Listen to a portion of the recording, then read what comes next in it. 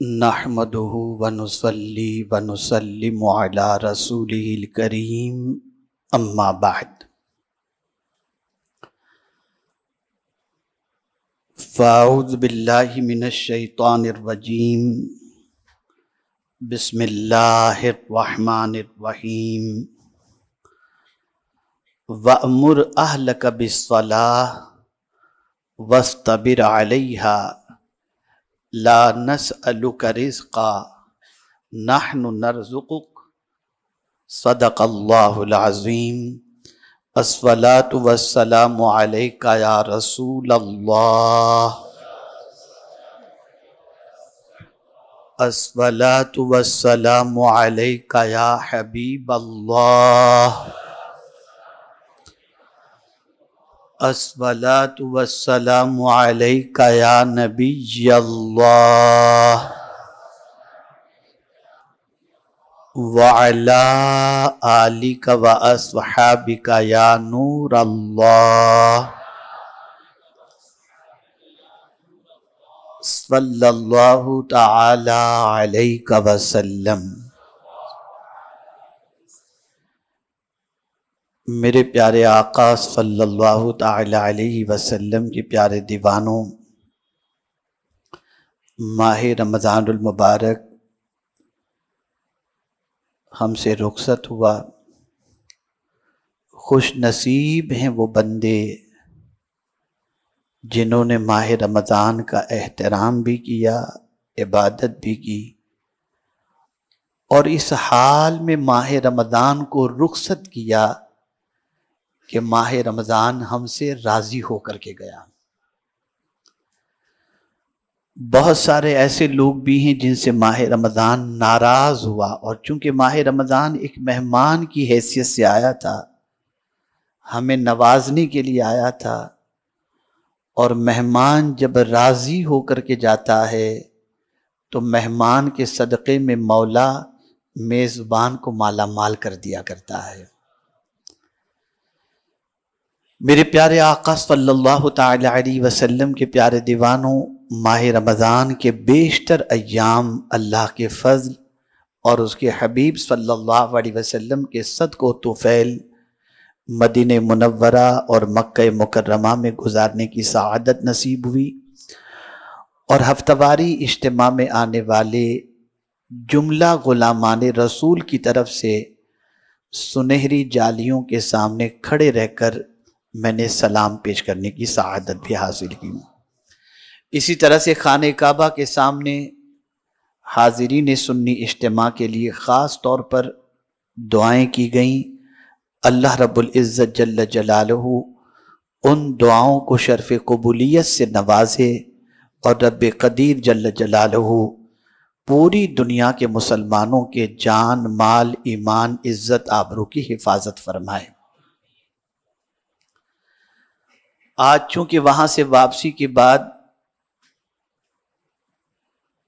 پہلا اجتماع میں اٹینڈ کر رہا ہوں، اور آپ جانتے ہیں کہ اس وقت پوری دنیا دو پریشانیوں میں گھری ہوئی ہے، پھر وہ کسی بھی مذہب کا ماننے والا انسان کیوں نہ ہو۔ ایک مہنگائی اور دوسری بے روزگاری۔ مسائل تو اور بھی بہت سارے ہیں جس سے پوری دنیا کا انسان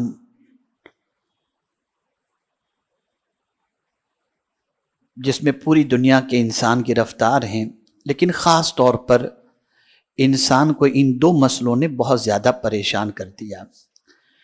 تو آپ جانتے ہیں کہ سنی دعوت اسلامی کا مقصد یہ ہے کہ دینی، دنیاوی، زمینی، آسمانی، قبر، آخرت، جن جن چیزوں کے سلسلے میں جو بھی مسئلہ انسان کو، مسلمان کو درپیش ہو، اس مسئلے کا حل قرآن و حدیث کی روشنی میں پیش کرنا۔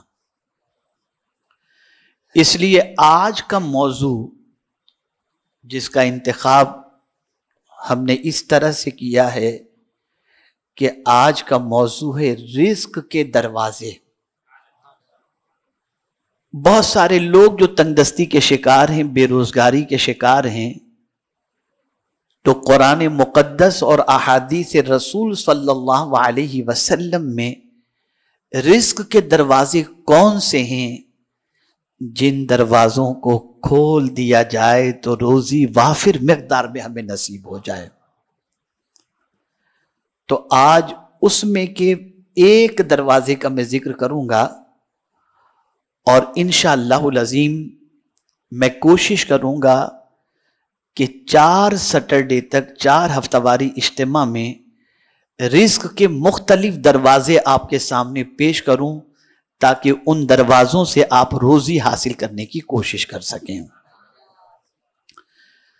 سب سے پہلے میں آپ کو سمجھاؤں، یہ بہت اچھی طرح ذہن میں رکھیے گا،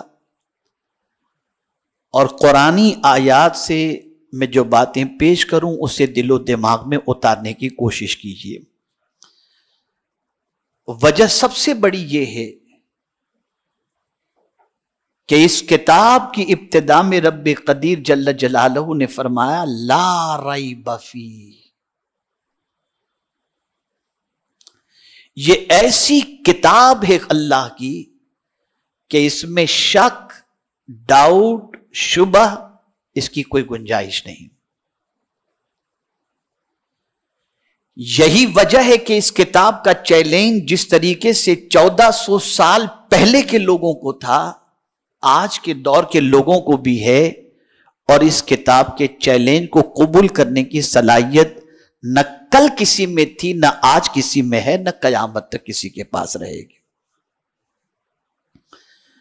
یہ ایسی کتاب ہے کہ اس میں جو کچھ کہہ دیا گیا وہی ہوگا، اور وہ 100% اس پر یقین رکھنا یہ تقاضۂ ایمان میں سے ہے۔ لیکن مجھے حیرت ہوتی ہے کہ آج کا مسلمان کسی پیشن گوئی کرنے والے کی بات پر بھروسہ کر کے اپنے بچوں کو دوسرے دن اسکول نہیں بھیجتا۔ جیسے کسی نے آپ کو بتا دیا کہ کل بہت زیادہ بارش ہونے والی ہے، اخبار کے اندر آ گیا، الیکٹرانک میڈیا پر آ گیا، اسکولیں بند ہو گئیں، آپ کو چھٹی مل گئی۔ کل کی خبر اگر کوئی ماہر موسمیات دے دے تو آپ اس کی بات پر عمل کرتے ہوئے اگلے دن کے سارے کام کو ملتوی کر دیتے ہیں، اس کی بات کو تو سچی سمجھتے ہیں۔ اور یہ ضروری نہیں کہ جس نے کہا کل بارش بے پناہ ہونے والی ہے تو بارش ہو بھی جائے، ایسا ضروری نہیں۔ لیکن میرے مولا کی بات پر اتنا یقین مسلمان کو ہونا چاہیے جتنا مسلمان کو یقین رکھنا چاہیے۔ لیکن آج کا مسلمان اللہ کی بات پر سب سے زیادہ یقین کے سلسلے میں کمزور نظر آتا ہے۔ تو آئیے سب سے پہلے میں آپ کو بتاؤں کہ اللہ کی بہت ساری شان، ان شانوں میں سے ایک شان رزق دینا بھی ہے۔ روزی کا رزاق کون ہے؟ بولیے، کون روزی دیتا ہے؟ اللہ رزاق ہے، اللہ رزاق ہے۔ تھوڑی سی اس کی شان میں قرآن کی روشنی میں آپ کو سمجھاؤں رزق سے متعلق، تاکہ اپنے رب سے تعلق تھوڑا سا مضبوط ہو جائے اور شان رزاقیت کو آپ سمجھنے کی کوشش کریں۔ میرے پیارے آقا صلی اللہ تعالی علیہ وسلم کے پیارے دیوانوں، سورہ فاتحہ ہم ہر رکعت کے اندر پڑھتے ہیں، اس میں رب نے کیا فرمایا ہے؟ پہلی آیت بسم اللہ الرحمن الرحیم، الحمدللہ، بولیے رب العالمین، سب خوبیاں اللہ کو جو مالک سارے جہاں والوں کا۔ رب کے کئی معنی ہوتے ہیں، ایک معنی مالک کے بھی اور معنی پالنے والے کے بھی ہے، وہ پالنے والا ہے۔ اور ظاہر سی بات ہے کہ جسے پالنا ہو، ایک باپ اپنے بیٹے کو پالتا ہے تو کھلا کر پالتا ہے، پلا کر پالتا ہے نا؟ تو اب اللہ عز و جل ہمارا پالنے والا، ہمارا مالک. تو اب پھر اللہ عز و جل خود دوسرے مقام پر اپنی شان بیان کرتا ہے کہ سارے بندوں تم اچھی طریقے سے اس کو ذہن کے اندر محفوظ کر لو، جب میں سب کا پالنے والا ہوں، دو چار لوگوں کا نہیں، سارے عالم کا جب میں پالنے والا ہوں تو میری شان یہ ہے. اللہ ارشاد فرماتا ہے لہو مقالید السماوات والارض یبسط الرزق لمن یشاء ویقدر انہ بکل شیء علیم. اس کے لیے ہیں آسمان و زمین کی کنجیاں، یعنی آسمان اور زمین کے اندر جتنے خزانے ہیں، تو چونکہ اللہ پالنے والا ہے تو ان خزانوں کی کنجیاں بھی اللہ کے دست قدرت میں ہیں.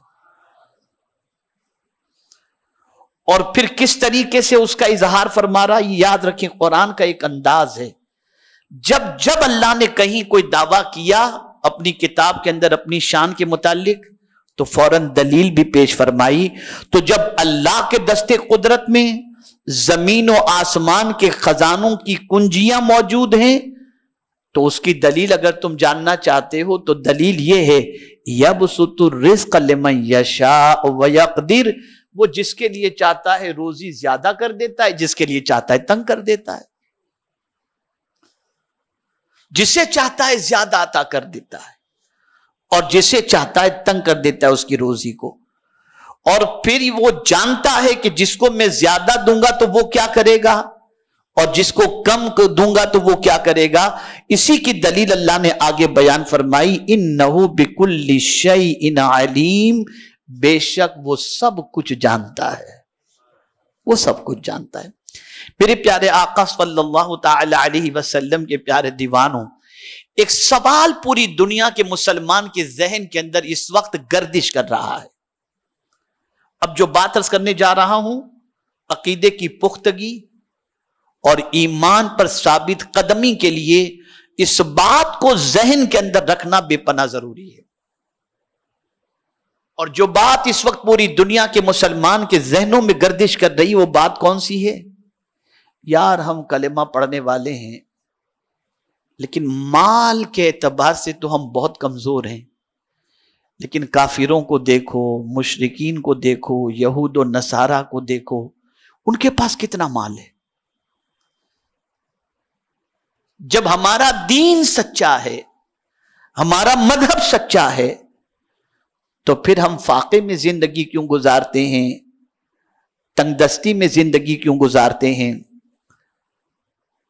ہمارے پاس مال کی فراوانی کیوں نہیں. اور بہت سارے دنیا دار لوگ اس طریقے کی بات بھی کہتے ہوئے مسلمان دکھائی دیتے ہیں. آپ اتنی نماز پڑھتے ہو لیکن آپ کی حالت دیکھو، اور معاذ اللہ کہتے ہیں یار اپنے تو بس چلتی ہے اپنی زندگی لیکن دیکھو سب کچھ ہے ہمارے پاس. آپ حلال و حرام کا خیال کرتے ہو لیکن آپ کے پاس یہ پرابلم ہے. ہم تو سب کچھ جو ملا لیکن ہماری حالت دیکھو، بیماریاں آپ کے گھر پر، تنگ دستی آپ کے یہاں پر، پریشانیاں آپ کے یہاں، ہمارے یہاں کچھ بھی نہیں. تو لاشعوری طور پر آدمی کا قدم پھسل جاتا ہے اور غیروں کو مالدار دیکھ کر آدمی سوچتا ہے کہ وہ کتنے اچھے ہیں، کتنے سکون میں ہیں، اور ہماری حالت یہ. اس کا جواب قرآن نے دیا ہے، اس کو سمجھو. اللہ عز و جل ارشاد فرماتے اللہ یبسط الرزق لمن یشاء ویقدر وفرحوا بالحیات الدنیا وما الحیات الدنیا فی الآخرہ الا متاع.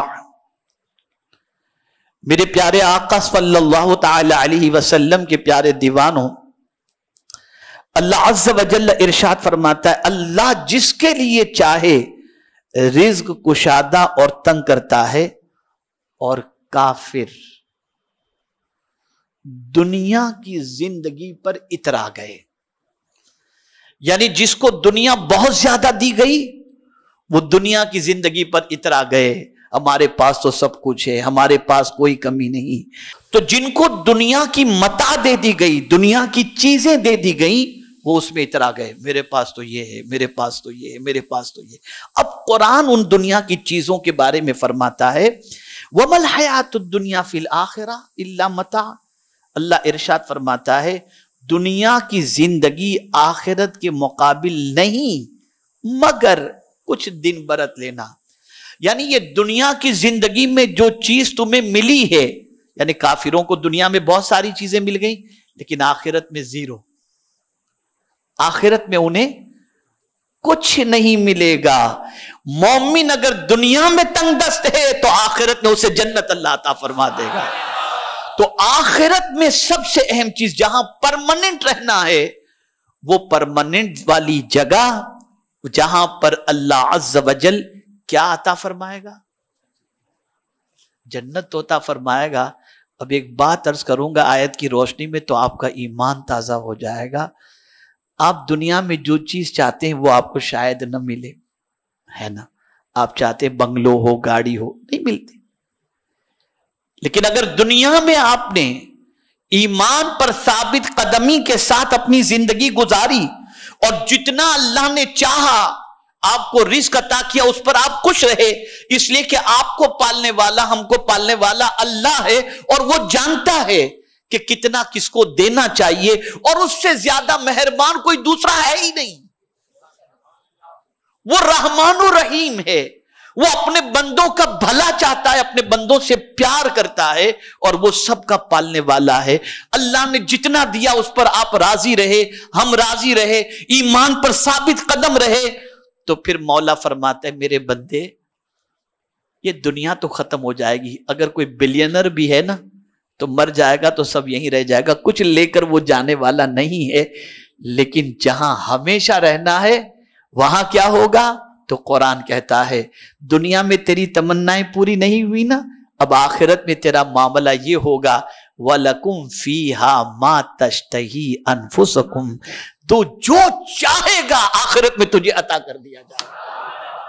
تو جہاں مسلمان پرماننٹ رہنے والا ہے وہاں جو چاہو گے اللہ عطا فرمائے گا. تو یہ دنیا کے انسانوں کے پاس، کافروں کے پاس مال و دولت کی فراوانی دیکھ کر گھبرانے کی ضرورت نہیں، اس لیے کہ ان کے لیے دنیا ہے، ہمارے لیے آخرت ہے. تو سوال یہ پیدا ہوتا ہے جو مسلمان دنیا میں مال والے ہیں تو کیا وہ غلط ہے؟ نہیں، اس سے مراد یہ نہیں ہے. بات یہاں پر کفار کی چل رہی ہے. وہ اپنی دنیا پر اترا گئے لیکن مومن مالدار دنیا پر اتراتا نہیں ہے. مومن مالدار تو دنیا کے ملنے پر اللہ کا شکر ادا کرتا ہے اور اس دنیا سے آخرت کو سنوارنے کی کوشش کرتا ہے. جیسا کہ قرآن میں اللہ نے فرمایا ان اللہ اشترا من المؤمنین انفسهم واموالهم بان لهم الجنہ، کہ بے شک اللہ نے مومنوں کے مال اور جان کو خرید لیا جنت کے بدلے میں. تو مومن کے پاس مال ہوتا ہے تو وہ حج بھی کرتا ہے، وہ زکوٰۃ بھی دیتا ہے، وہ مسجدیں بھی بناتا ہے، وہ غریبوں کی مدد بھی کرتا ہے.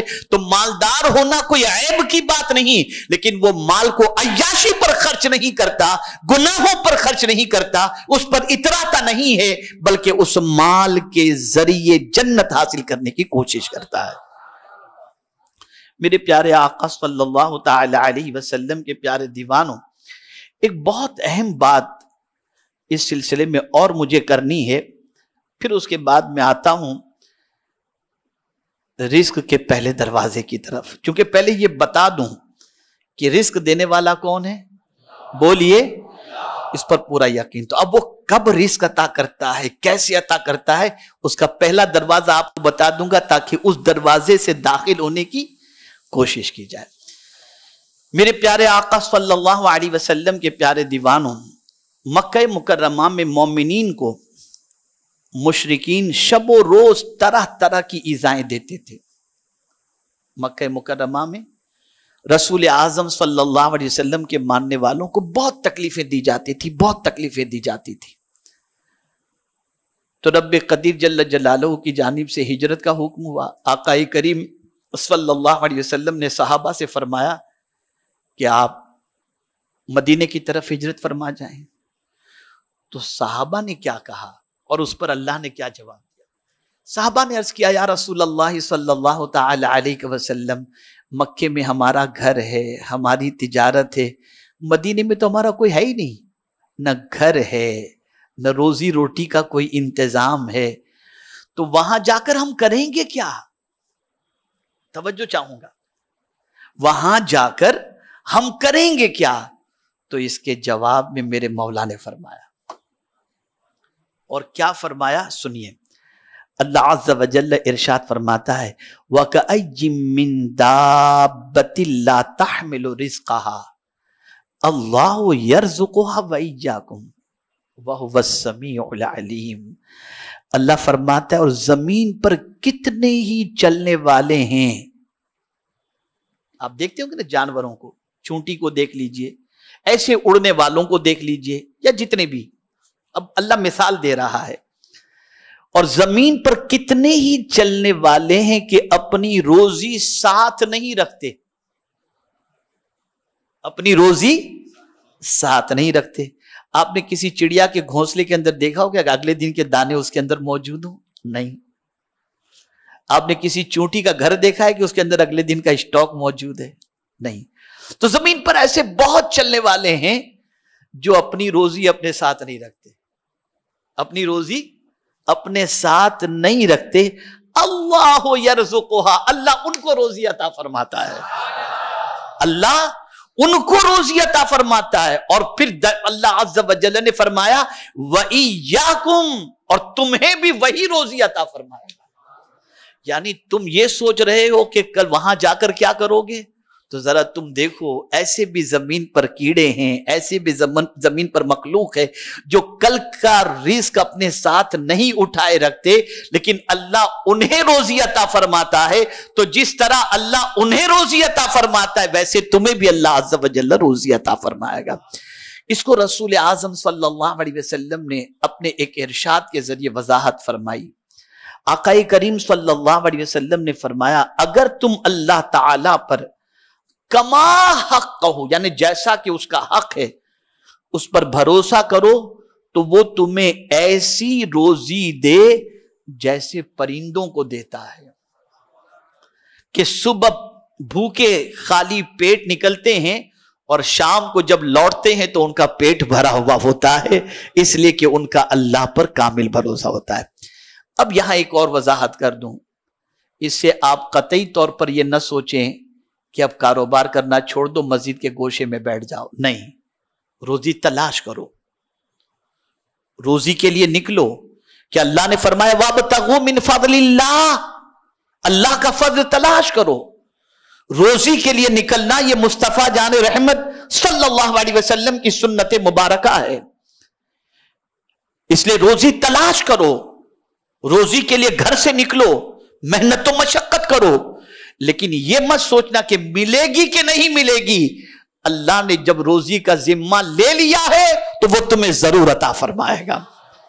اب روزی کا پہلا دروازہ، چونکہ مجھے ایک لمبے سفر پر نکلنا ہے اور پھر اس کی مزید آیتیں میں انشاءاللہ العظیم آپ کو آئندہ اجتماع میں پیش کروں گا، اللہ کی شان رزاقیت کے سلسلے میں، اور پھر دوسرے دروازے کا تذکرہ کروں گا۔ اب پہلا دروازہ،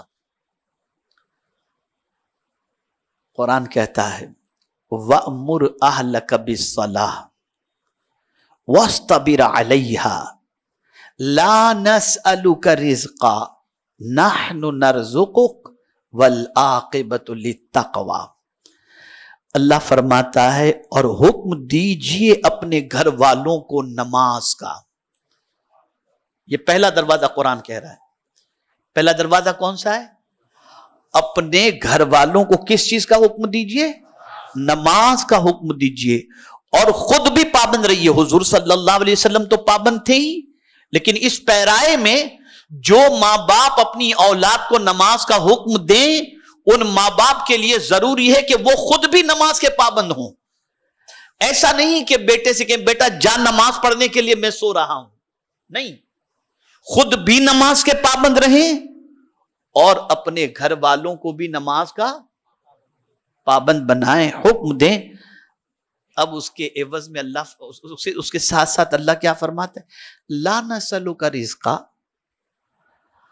اللہ فرماتا ہے اس پر نہیں سوال کرتے ہم آپ سے روزی کا، یعنی اللہ فرماتا ہے کہ آپ اگر نماز پڑھو گے تو میں آپ سے سوال نہیں کرتا کہ مجھے روزی دو، مجھے روزی نہیں چاہیے، میں تو کھانے پینے سے پاک ہوں، مجھے روزی کی کیا ضرورت، میں تو خود رزاق ہوں۔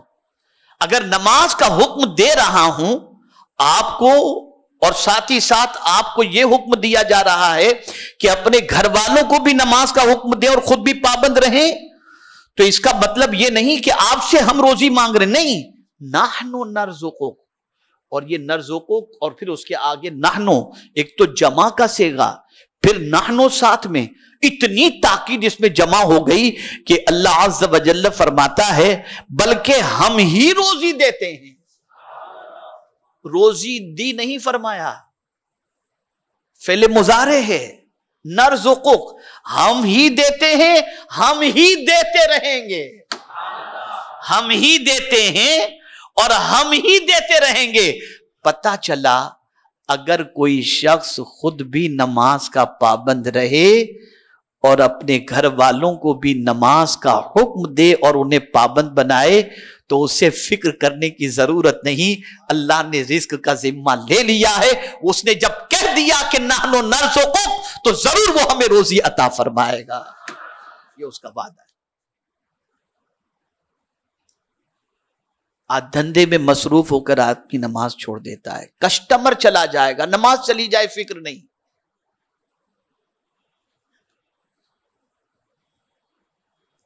نماز چلی جائے اس کی فکر نہیں، آدمی سمجھتا ہے یہ کسٹمر، تو اللہ نے پہلے، میں نے چونکہ یہ آیات ابتدا میں جو آپ کے سامنے پیش کی نا، اس کی وجہ یہ تھی کہ آپ کو یہ میں بتا دوں اور آپ کو سمجھا دوں کہ روزی کسٹمر دینے والا نہیں ہے، اللہ دینے والا ہے۔ روزی اللہ دینے والا ہے، کسٹمر کیا روزی دے گا، وہ خود کڑکائے آپ کو کیا دے گا؟ روزی دینے والی ذات اللہ کی ہے، اور اس نے جب کہہ دیا کہ اگر تم نماز پر قائم رہے اور اپنے اہل و عیال کو تم نے نماز کا حکم دیا، ہم روزی دیں گے، خدا کی قسم مل کر رہے گی، یہ اس کا وعدہ حق ہے۔ اور جانتے ہیں حضور صلی اللہ علیہ وسلم نے اس پر کتنا عمل کیا؟ اللہ اکبر۔ میرے پیارے آقا صلی اللہ تعالی علیہ وسلم کے پیارے دیوانوں، جب یہ حکم آیا وَأْمُرْ أَهْلَكَ بِالصَّلَاةِ، اپنے گھر والوں کو نماز کا حکم دو، تو حضور صلی اللہ علیہ وسلم تقریباً 8 مہینے تک مولا علی اور خاتون جنت کو فجر کی نماز کے لیے جگانے تشریف لے جاتے تھے، یہ خود حضور صلی اللہ علیہ وسلم 8 مہینے تک۔ آج میرے لال کی نیند خراب ہو جائے گی، جانے دو نماز جاتی ہے تو۔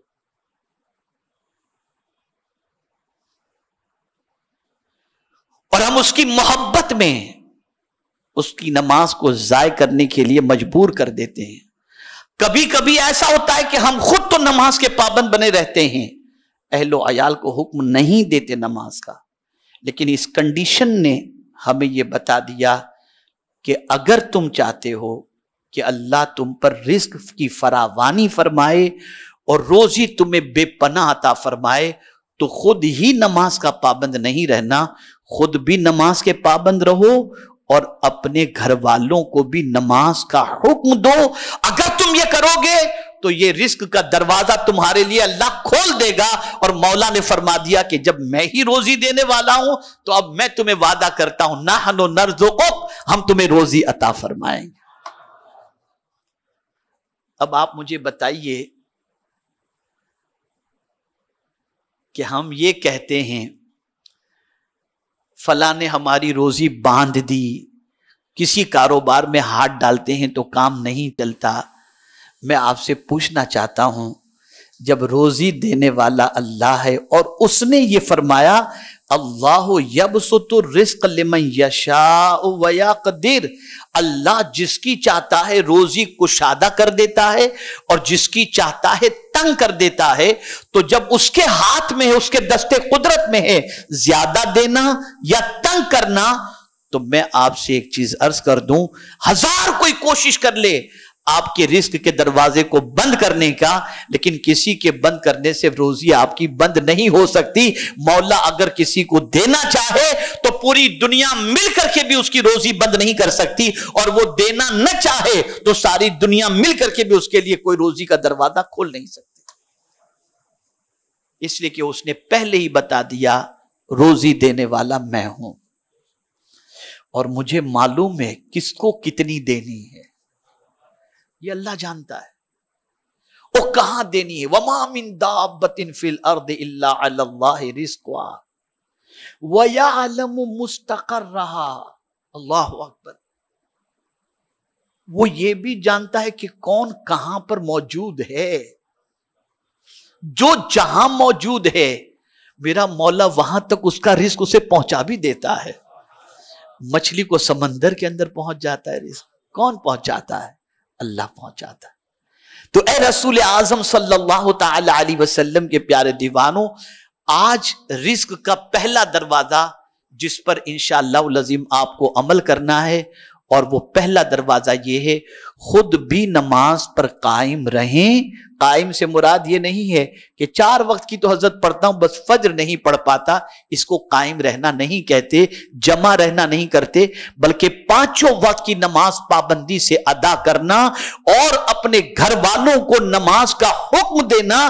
اگر یہ کوئی کرتا ہے تو پھر میرے مولا نے فرما دیا نحن نرزقک، ہم اس کو روزی عطا فرمائیں گے۔ تو اگر کوئی یہ چاہتا ہے کہ اللہ اس کی رزق میں فراوانی عطا فرمائے اور اس کی تنگ دستی کو دور فرمائے، اس کی غریبی کو دور فرمائے، تو آج اس پہلے دروازے کو کھولنے کی کوشش کرو۔ آج کے بعد 5 وقت کی نماز آپ کو پابندی سے پڑھنی ہے انشاءاللہ، اس میں کوئی کمپرومائز نہیں، اور اپنے بچوں کو بھی نماز کا پابند بنانے کی کوشش کرنی ہے۔ جب یہ کریں گے میرا مولا ضرور رزق عطا فرمائے گا۔ اللہ رب العزت جل جلالہ، آقا کریم رؤوف الرحیم علیہ التحیۃ والتسلیم کے صدقہ و توفیل مجھے، آپ کو، سب کو قرآن اور احادیث پر عمل کی توفیق نصیب فرمائے۔ یہ سلسلہ آج میں نے شروع کیا ہے، تقریباً رزق کے کئی دروازے ہیں، میں انشاءاللہ قرآن و احادیث کی روشنی میں ان سارے دروازوں کا مختصر ذکر کروں گا اور اس کی فضیلتیں آپ کے سامنے پیش کروں گا۔ اس وقت میں نماز کی فضیلت پر کوئی تقریر نہیں کر رہا ہوں، اس سے بڑی فضیلت کیا ہوگی کہ نماز ہی کے ذریعے آپ کا بھی پیٹ بھرے گا، آپ کے بچوں کا بھی پیٹ بھرے گا، یہ بہت بڑی چیز ہے۔ اس کے علاوہ بھی بہت سارے فضائل نماز کے ہیں جس پر آپ گفتگو سن چکے ہیں، لیکن اس کے بعد کے جو دروازوں کا تذکرہ آئے گا ان دروازوں کے بارے میں بھی آپ سنیے گا، اور اس کے اندر اپنی معلومات پہ اضافے کے ساتھ سننا ہی نہیں ہے، اس پر عمل کرنے کی انشاءاللہ کوشش کریں گے انشاءاللہ العظیم۔ بس آخری بات عرض کر دوں، رزق دینے والا کون ہے؟ بولیے، اللہ۔ ایک دروازہ حضور کا بتایا رب نے فرمایا، سرکار صلی اللہ علیہ وسلم فرماتے انما انا قاسم واللہ یعطی، یہ بخاری شریف کی حدیث ہے۔ سرکار صلی اللہ علیہ وسلم فرماتے میں ہی بانٹنے والا ہوں اور اللہ ہی دینے والا ہے۔ رزق خدا کا، بانٹتے مصطفیٰ جان رحمت صلی اللہ علیہ وسلم۔